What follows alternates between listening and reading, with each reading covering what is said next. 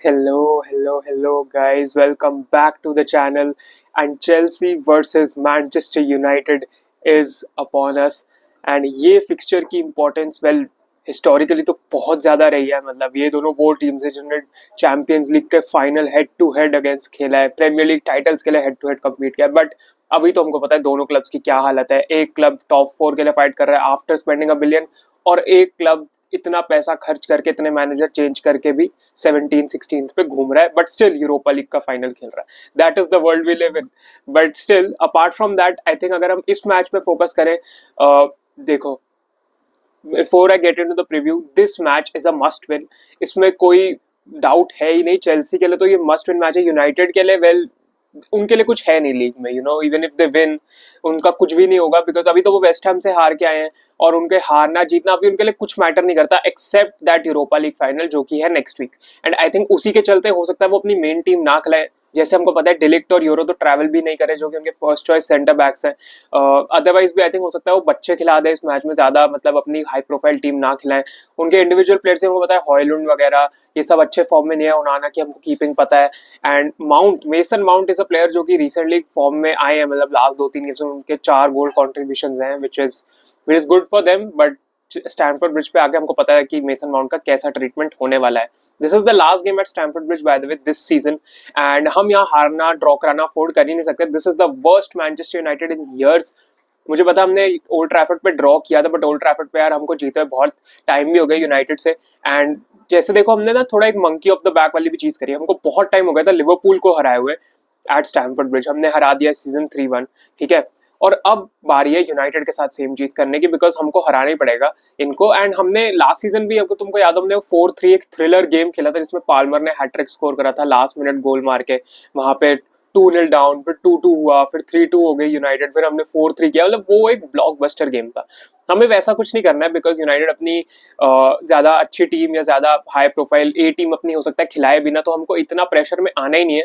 Comfortable रखना है match को, एंड कंफर्टेबली एक विन निकाल लेनी है बस। उसके बाद हमारे हाथ में चीजें रहेगी। अगर हमने आज पॉइंट्स ड्रॉप करे तो हमारे हाथ में बिल्कुल कुछ भी नहीं रहेगा, बिकॉज हमको दूसरे रिजल्ट्स पे रिलाई करना पड़ेगा। और जो नॉटिंघम फॉरेस्ट वाला गेम है वो फिर एक मस्ट विन हो जाएगा। वैसे अभी भी वो मस्ट विन ही है, बट वहां पे फिर बहुत ज्यादा प्रेशर प्लेयर्स पे हो जाएगा। तो ये मैच में कोई भी एक्सक्यूजेस नहीं है। लास्ट मैच है स्टैमफोर्ड ब्रिज।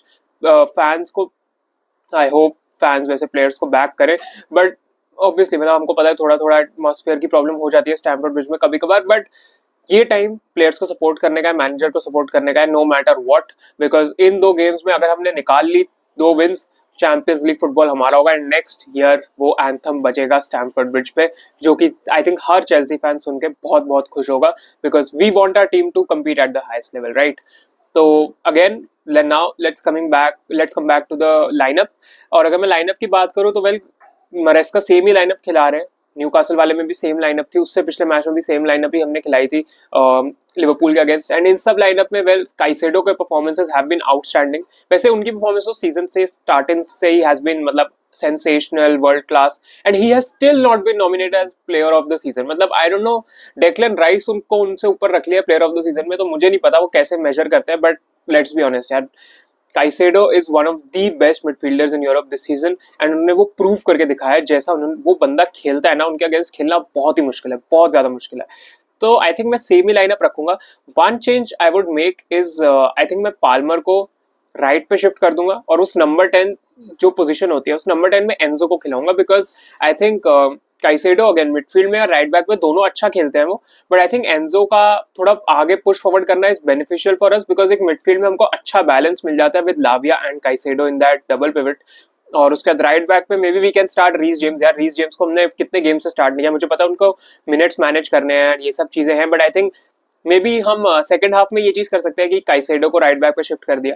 बेसिकली जो हमने न्यूकासल के अगेंस्ट किया था कि रीस जेम्स को सेकंड हाफ में हम ले आए थे एंड उनको आगे हमने करा था। मतलब I just hope we do that, because I think Lavia and Caicedo जब मिडफील्ड में होते हैं तो हमारा बैलेंस बेटर होता है। Enzo can play as that number 10, right पे पाल्मर, जो कि maybe obviously inside drift भी कर सकते हैं, एंड लेफ्ट पे आई मीन नेटो को हटाने का कुछ भी वो नहीं है, बिकॉज नेटो बहुत मेहनत करते हैं। हमको पता है NATO works really really hard of the ball, and I think मैं नेटो को वहां पे खिला सकता हूँ, बट ऑब्वियसली नेटो का preferred position is on the right. But या नेटो या मेडवेके में से कोई भी मरेस्का चुन ले, but I think I will go with I think I will go with NATO and striker obviously Nicholas Jackson ने जो हरकत करी थी पिछले मैच में, इतनी गंदी हरकत, हम we are without a striker now. Marc Guiu शायद रेडी भी नहीं होंगे एंड ऑब्वियसली यार वो तो इंजरी से वापस आया बंदा, उसको एकदम से मैच में डाल देना would also not be right.